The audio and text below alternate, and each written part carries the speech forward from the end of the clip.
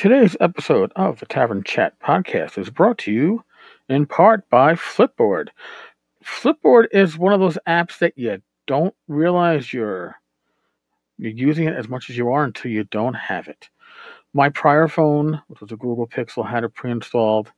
I used it constantly. It was a great place to catch current events, stories of interest, just fun stuff, all in one place. And I changed to an iPhone, and it took me a while to figure out that I was missing something, and what I was missing was Flipboard. So, if you don't have it installed on your phone or tablet, go to flipboard.com and correct that now.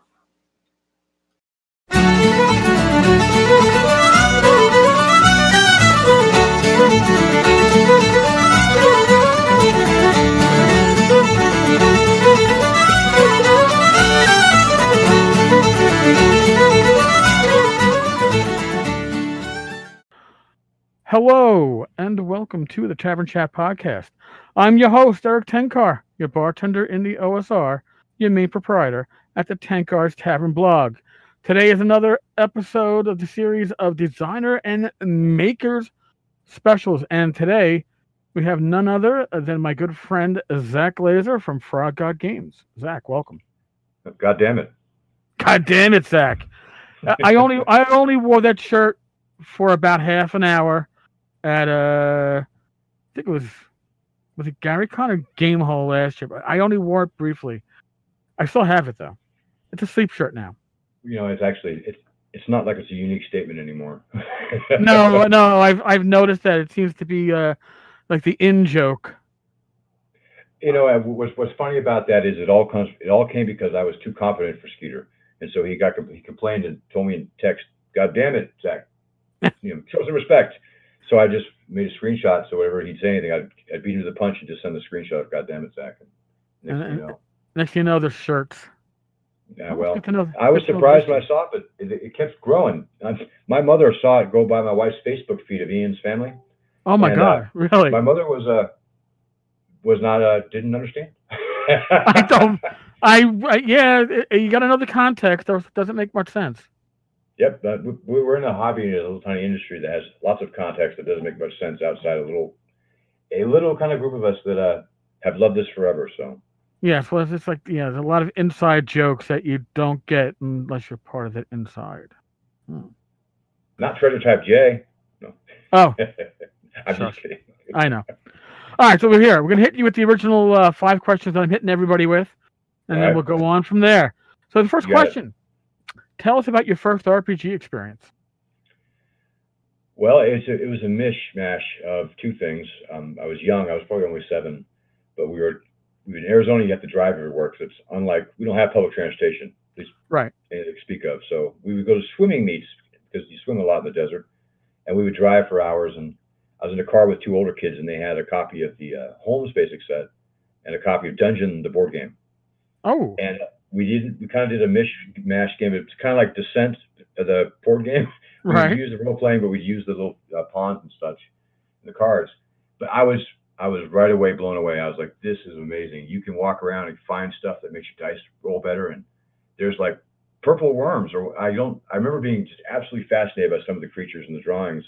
And it was the not the original one in the purple box, but the first long form box set. And I was just I couldn't believe it. I was just so excited. So I begged my mother to get the Earl Otis set. Okay. And she got it for me. And I was so young that most of it made no sense. But looking back, that wasn't an uncommon experience. But I remember reading, like, what does scenario mean? And what is a abode of the Green Dragon? What's an abode?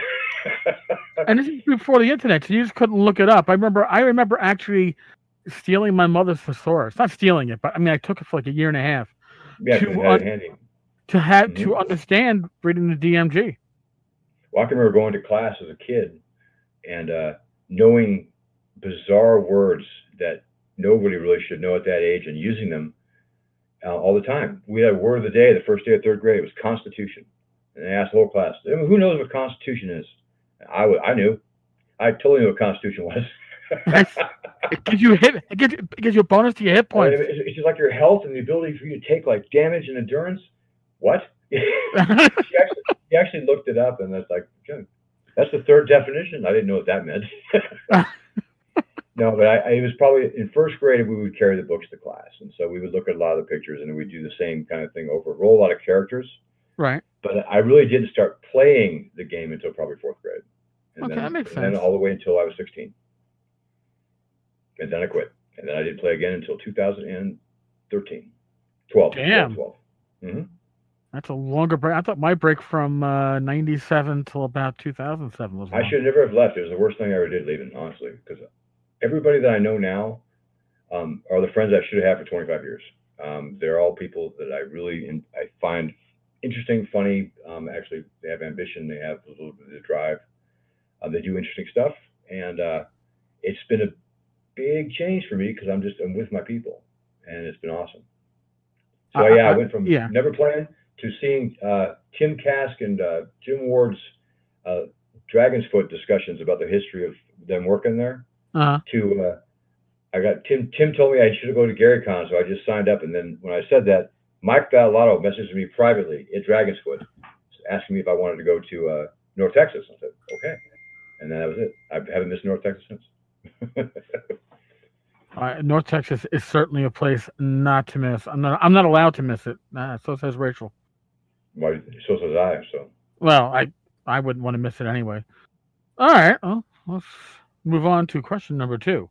What is your go-to RPG system and why? I know you work for Frog God, so I mean. Well, I do, and I'm surrounded by 500 boxes here in this room because I collect box sets. I have a problem, but I like. Growing up, I played obviously 1E. When 2E came out is when I stopped playing, not because it was 2E, just because 16. But I played back then Rollmaster, MERP, some Traveler, some Top Secret, and D&D. And I played, obviously D&D the most, so 1E then. Coming back, it was weird because I thought for sure I'd stay a 1E guy forever, right? Right. I loved Descending Armor class, and I thought it was awesome that you could double specialize and all kinds of rules that I don't understand anymore. But I like light rule games now quite a bit. I have not played extensively a whole lot of systems enough to be like an expert, because I don't think it's fair to judge a rule system on 3 or 4 sessions. Okay. But so I played like 5 sessions of Call of Cthulhu. I judged that fun. I played 2 sessions of Sky Realms of Darun, and I had no idea what was going on. Is it a bad system? Yeah, I own it. I've never figured out the rules on that one. Interesting setting. Well, and that's the thing is that I have a whole theory about settings with that, but it's important that settings are, everybody's got to buy into it or there's no fun. But anyway, no, other than that, like I like Swords of Wizardry. Bill Webb plays Swords of Wizardry light-ish with 2 dice, and it's a lot of fun.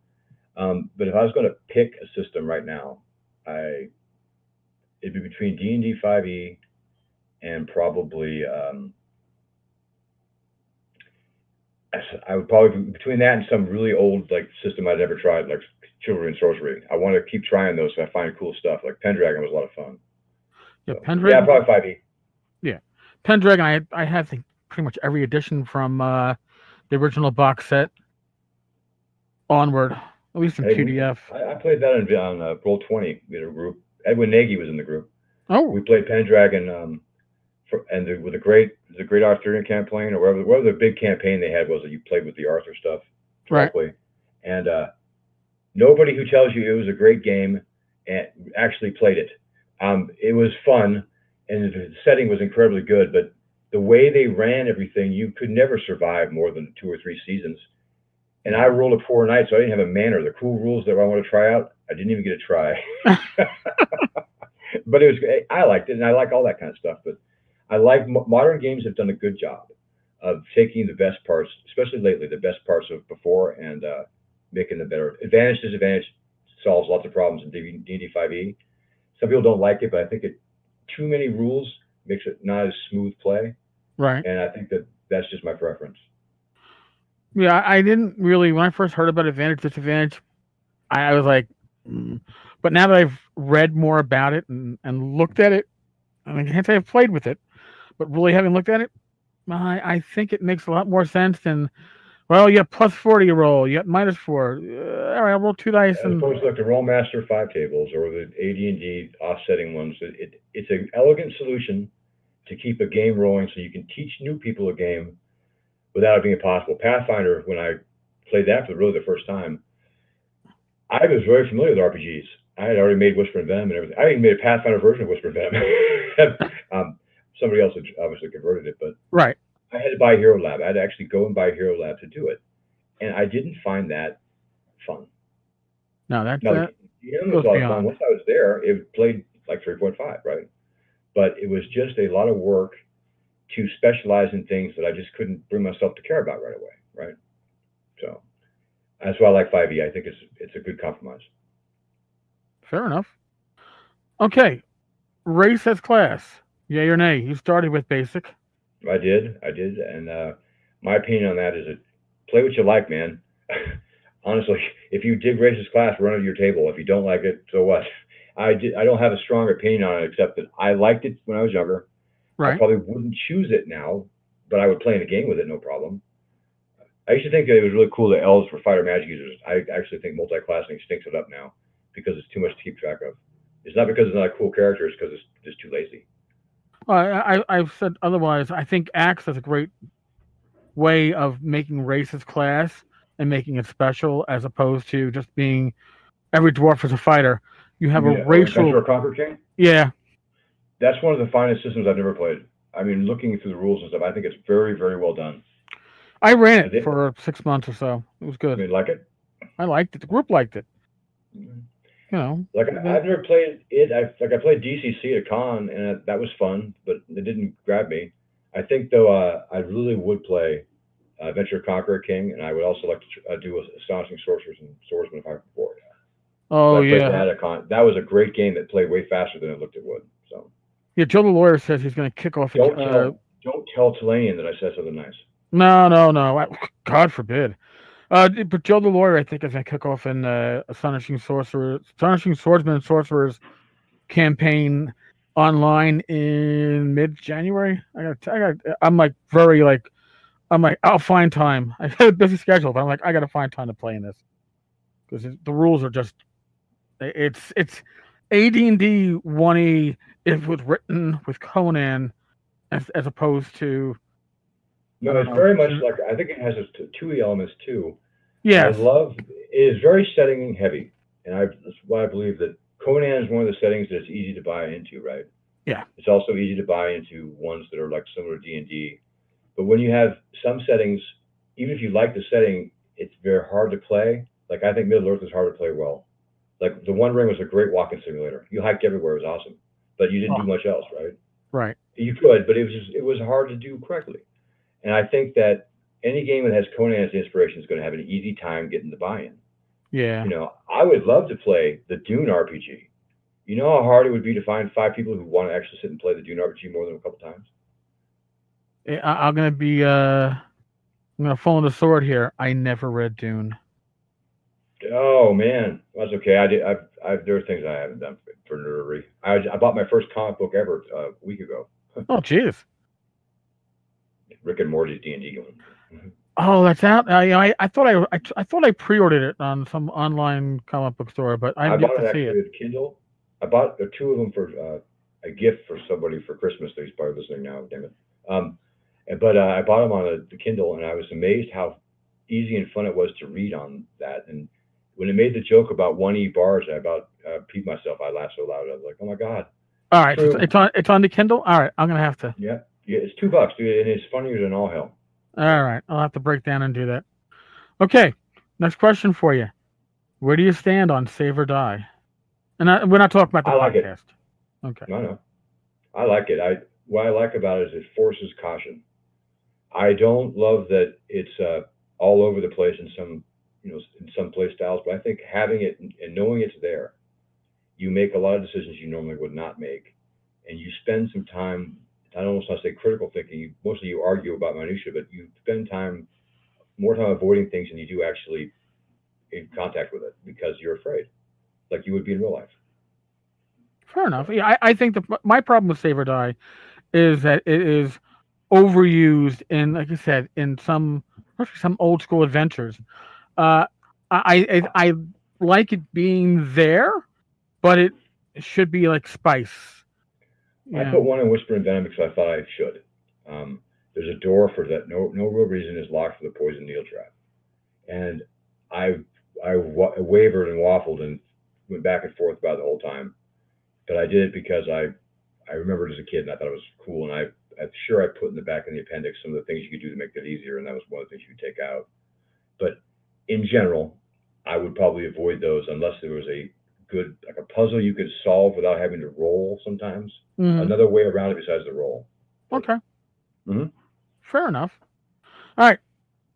Last of the 5 questions. What would the teenage you think if they could see what you would accomplish in the hobby by this point in your life? Oh wow. I think they've maybe impressed and a little bit like um, surprised because the teenage me would had not had pictured what the job back then is not the same job it is now to be in publishing. Right.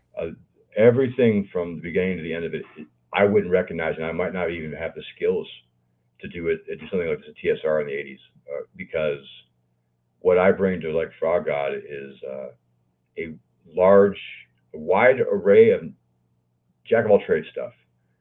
And you back in, I think at TSR, you did the writing, you did the editing, and the layout. A lot of it was done pasteboards like the mid '80s, and that is a different way of doing things and you communicate by mail or phone. I am on email all the time. I still am 200 emails behind, and I work on it every day. And Damn. I have, today I delivered Chuck 3.5 gigabytes of maps for Dropbox for the City of Brass. And then I talked to 3 people about future projects. And then I talked to my CEO about whatever he wanted to talk about. I talked to Alyssa Faden about maps for Teagle Manor. I mean, I communicate with tons of people and then use digital tools to make sure that we get the things we need without having to freelance everything, I guess.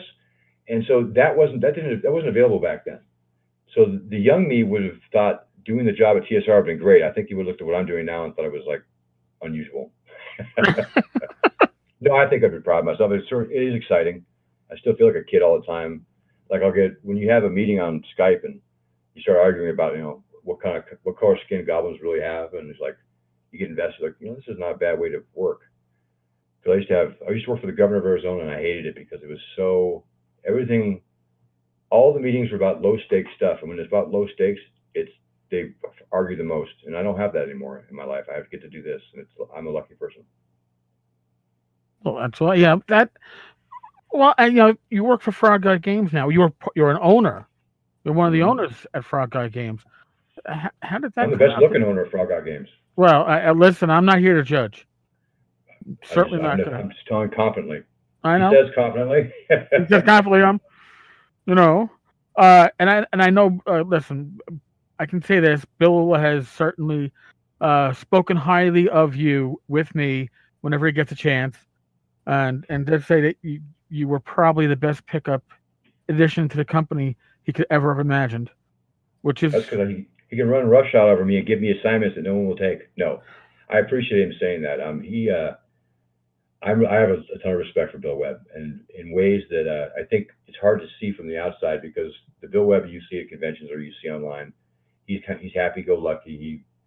He's kind of a 9-year-old in a 50-year-old body, but he's incredibly smart. He has a very, very incisive understanding of markets and of what our strengths are and how to play to them, and how to look at like crowdfunding and maximize it. And he certainly understands a segment of our market that I think nobody else does in terms of the higher level bids for like Kickstarters or the fancier rewards. And it's interesting that every day he and I think we see it as a game in a way that we are always trying to win. And so I don't think he ever had that before. That was the business part of it was so fascinating to somebody. Now, how long have you been with Frog Garden at this point? God, it feels like forever. No, I was actually my own business at Gamehole Con in 2015 when I got the offer, which I didn't believe in for a second, to buy out Lesser Gnome. I'm like, nobody buys out RPG companies. They're not worth anything. What I have, 1,500 metal gnomes and some empty boxes and the debt. But he offered, and they followed up like really quickly on it. So, And then they went dead silent. Everything was going smooth, and I agreed. I didn't hear anything for 2 months, nothing. Ooh. And I was like, well, maybe they changed their minds. I don't know. And then finally, we went ahead and executed the agreement, and I haven't been sorry since. I've been tired. I get real tired. I do work a lot of hours, but I do it on purpose because I've been given a real chance to do something interesting, and I want to do the best I can. That is it's a blessing, and you have a job that you're enjoying to do. Yeah, I You're mean, last invested. night at 4:30 in the morning, I'm not sure that I would have agreed with you. Well, I had to recut a 8.5 by 11 map the third time into 12 pieces to make sure Edwin City or Brass map was perfect. At 3:30, you're like, my God. but it is perfect, and you know what? It's a team effort to make stuff the best you can, and you can never be perfect on books besides the ones we had made, but we're getting better, and I'm proud of them.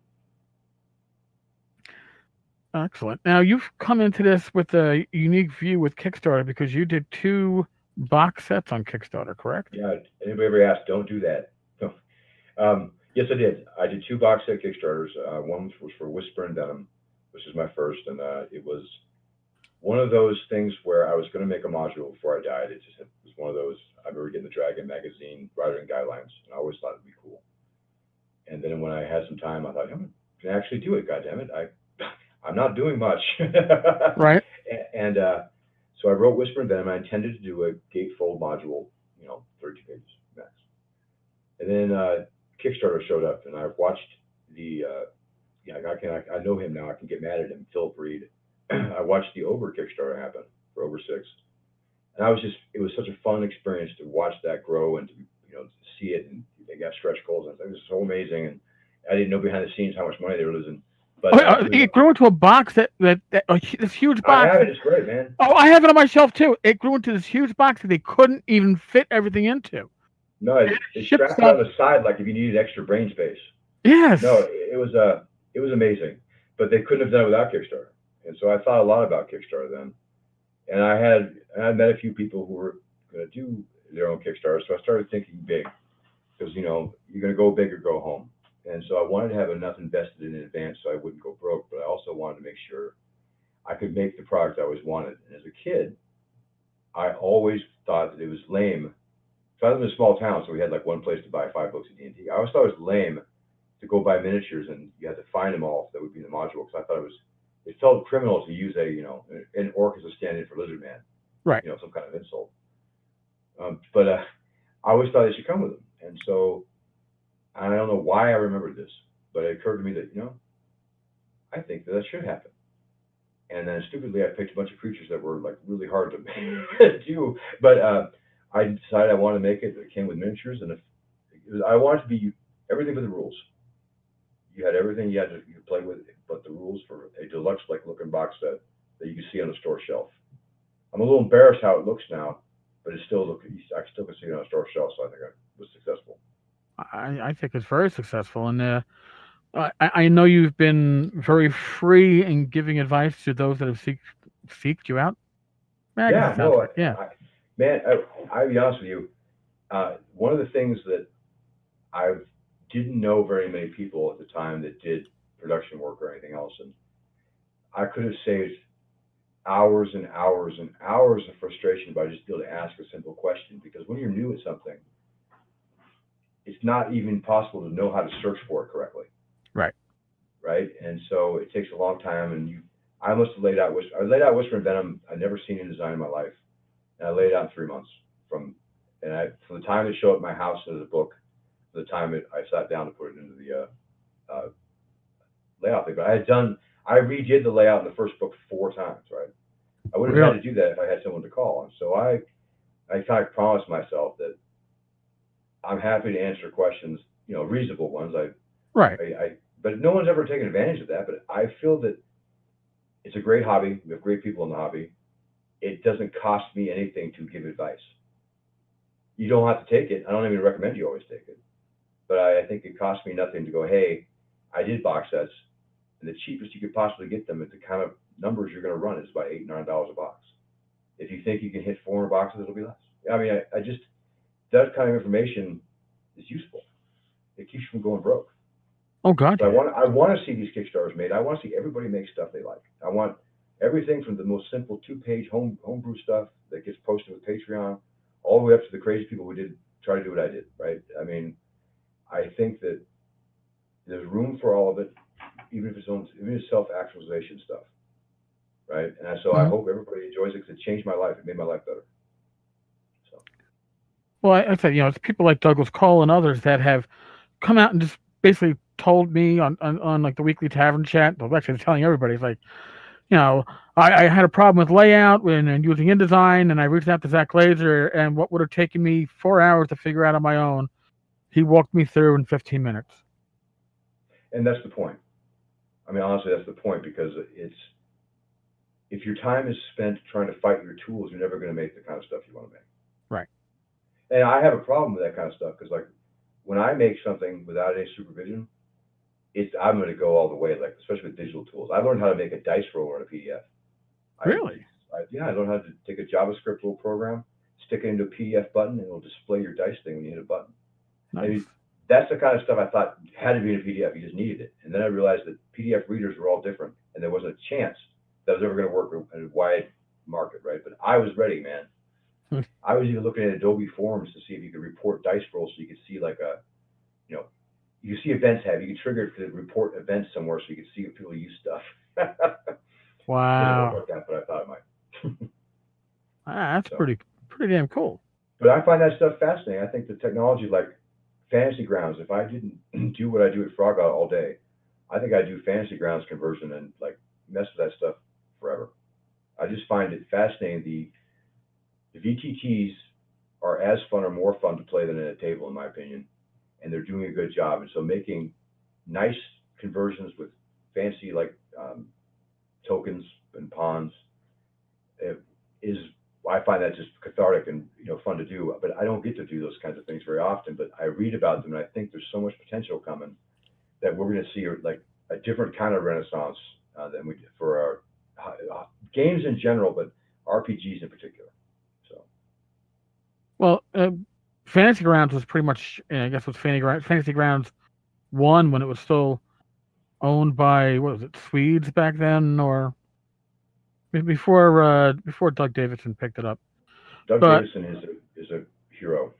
oh God, but that was my route back to role playing after 10 years. I was playing Dark Heresy on Fantasy Grounds. They were recruiting for it. I went into Amazon, bought the book, and said, "Please sign me up. I'll figure this out." And uh, Fantasy Grounds, I don't know well enough to uh, run a game with. I mean, as a player, I had a blast, but as a GM, I'd want to use all the bells and whistles on Fantasy Grounds, and there's a lot of bells and whistles and set up. So I've used Roll20 to run the games because I'm not tempted to use the bells and whistles besides Fog of War. I don't even get players tokens. I just say point on the screen where you're at the moment. And that's perfectly legit, and that actually probably matches your tabletop play too, which is supposed to do that. Right. Fantasy Grounds, I know that what I like about it is that it not being web based. I feel that you can save more data information. I feel it seems like I don't know. It feels like there's more control over chaos, and so I don't know if it's more popular. I had a little bit of trouble figuring it out originally, but as a publisher, there's no way I would trade them for anybody else. They're great. Our How Orcas Stole Christmas module that Right. James wrote in like 14 hours, and it's Damn. great. It's effing great. That has sold on Fantasy Grounds faster than anything we've done. And Really? Michael Parter did it up, and it was actually useful in the process for publishing because making those modules and putting together the Fantasy Grounds pieces, you find mistakes that no editor will find on paper, and no one will find in layout because you just don't notice when something is misnumbered somewhere. Because it's just all there's no way in a book that's 800 pages with 120 maps that you could ever check each of those effectively with a team of 5 people. Right. I mean, we have freelancers and everything else, but there's no way. We have very ambitious books that are very hard to keep on top of, and when we have people complain about well, this map's messed up. Like, check it out. Ready? Yeah, there are 113 of those, and they were all made based on a book that's been put together in pieces in 20 years. And so that's why I make the maps now, and I keep them handy so I can make fixes. But people don't realize that it's a constant battle. And Fantasy Grounds, though, I think makes it easier to update those things and keep track of those things and provide the tools that you need to make it better. So it's symbiotic. I'm hoping to give all of our stuff out before they launch from now on to Fantasy Grounds converters to make sure it's available. So I think it's Nice. that cool. Yeah. Well, I know they finally have an OS X install. It used to be that if I tried to run Fantasy Grounds, I had to like bottle it because I'm a Mac guy these days, and I'm not good at bottling anything to make something that runs on Windows work on OS X. So I'm glad that they have an installer now, so I can use there's a my. solution to that, right? Yeah, no. Every problem that anybody remember my family has with the computer. My sister over the weekend. I have tons of problems with a PC, but I use it all the time, and I wouldn't trade it because I'm used to it. I get what you're saying. Yeah, I have a very, very expensive computer that I actually use it for its purpose. I could play it. It's a gaming machine that's really tricked out, and I haven't played a game on it yet. Oh, okay. It's a nice machine, and I'm pleased with it, but it can get frustrating because there's a lot of potential for other malicious stuff to happen, and so. And I run so much stuff. I had 19 open maps last night, and one of them was a 1 gigabyte file size. Damn. And they're all open at once. And then I also have Discord open, and then Right. I have, I'm opening Word here and there, and I have Acrobat open, looking at the PDF and Outlook.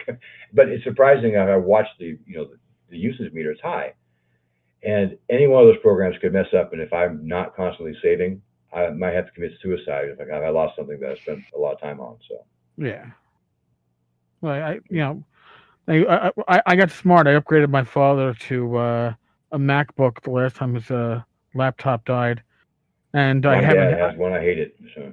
Yeah, I haven't had to give him any technical assistance after setting him up in over a year. Well, I have to because none of us understand Macs, and that's a problem.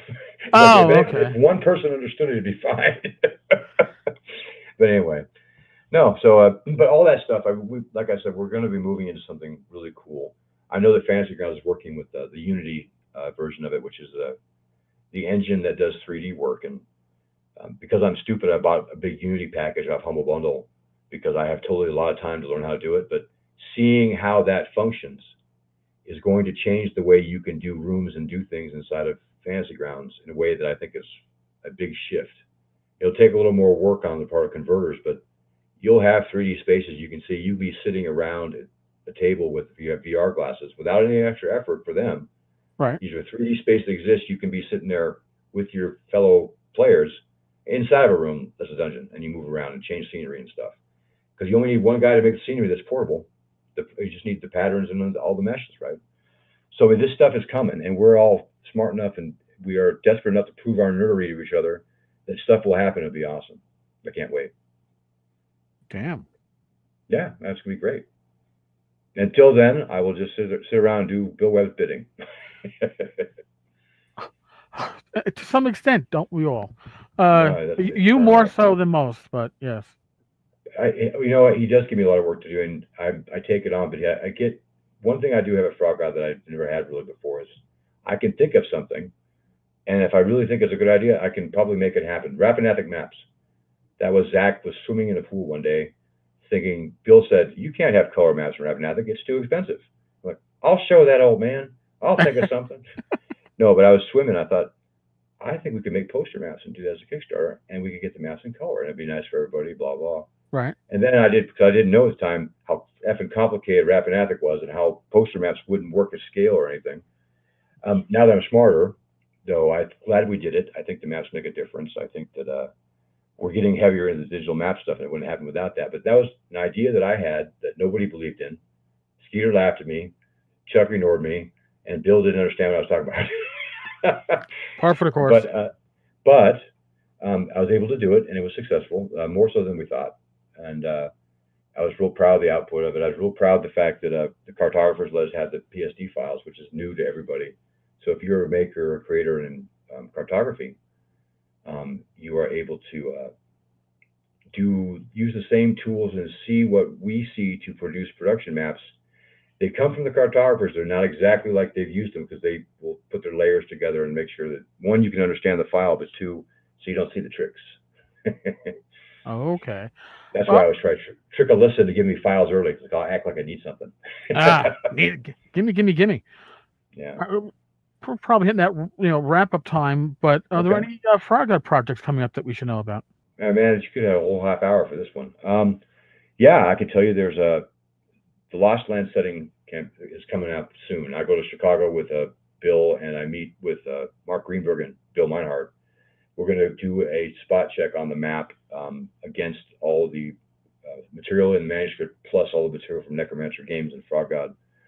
And so we can launch that probably in February or maybe in late January. Following that, we have a cool adventure that's coming from Mr. Gamehole himself, Alex Cameron. He's working on it now. It's a waterborne adventure. It's Pirates Without Eye Patches, basically. It's going to be awesome. Oh, nice. Mega Heroes, Jim Wampa's working on Mega Heroes. I don't know where that's at, but I know he's working on it all the time. And that's going to be fun because it plays fast and loose. It's awesome. Following that, we have other big stuff coming. I know that you will definitely see a brand new region and a completely new adventure path from us in the fall. The Toma Horrors, next Toma Horrors will be coming out, and all the way up until in the very end, I think that we have tagged that we're going to consider doing Mesopotamia from Necromancer Games expanded. Wow! I think we are lucky. We're in a position where we're doing very successful in terms of sales and everything, so we can invest. And we're at a surfeit now. We're actually trying to slow down a little bit. We have so many great things in the process that we're going to try to get them done. That's part of why we do Indiegogos, so we can get soft covers that are really deserve to get made, really nice, beautiful covers, great interiors, as not an afterthought. So we can have those for sale to those who want to buy the actual soft cover, and we have another channel to actually sell them through because Kickstarter is being used. And it's a challenge to have so many great projects that you want to do, and once finally realize that you're only mortal and there's only so many you can do. So there's only so many days in a year. Yeah, and it's hard because there are days I wake up and I start bitching about 11 a.m. that I don't have enough time. Well, on that note, we will give you back some of your time. We'll release you from the podcast. Actually, Bill Webb for this time. No, I'm just kidding. Oh, hey, you hear that, Bill? It's true. Oh, there you go. All right, thank you very much, Eric. It's a pleasure. Definitely. Thank you for joining. This was great. As I've been telling pretty much everybody, there isn't enough time to get in as much as I'd like to. I've had a great time with everybody I've sat down across the virtual table with. Well, your Discord server has been, I think, a wonderful community addition. I think that it's a great way to interact with some of the Frog Gods customers that sometimes have difficulty getting a hold of us. It's also a great place to hear other people talk at your morning chat shows and your talk show on Wednesday nights whenever you open chat. And look, these are things that bring people together, and you can talk to people and hear it. It's the greatest, and you have a knack for finding a community and exploiting it to be bigger and serve them back. So it's a good deal. Thank you. Now I'm blushing. I'm not. I'm not supposed. I'm the interviewer. You're the interviewee. You're not supposed to be turning it back on me. Damn you! You got punked, dude. I got punked. I had advantage on that dice roll. All right, all right, Zach. Thank you. Everybody who's listening, we really appreciate it. Leave a voicemail. Leave feedback on iTunes. Be safe. Be healthy. Back to Tegel Manor Kickstarter. Back to Tegel Manor Kickstarter. Is there anything up on Indiegogo at the moment? No, we have a new one coming up in a few days called the Menace in Raven's Reach, and it's about trolls actually. In the Lost Lands and near the Northlands. So. Okay. Yeah. Well, see, there's something to be looking forward to in a few days. I just got the cover art. It's really great. I know that's what I was peeking at before the show. Okay. Mm-hmm. Yeah. All right, everybody. God bless. Roll you nice well. And I will talk with you all tomorrow.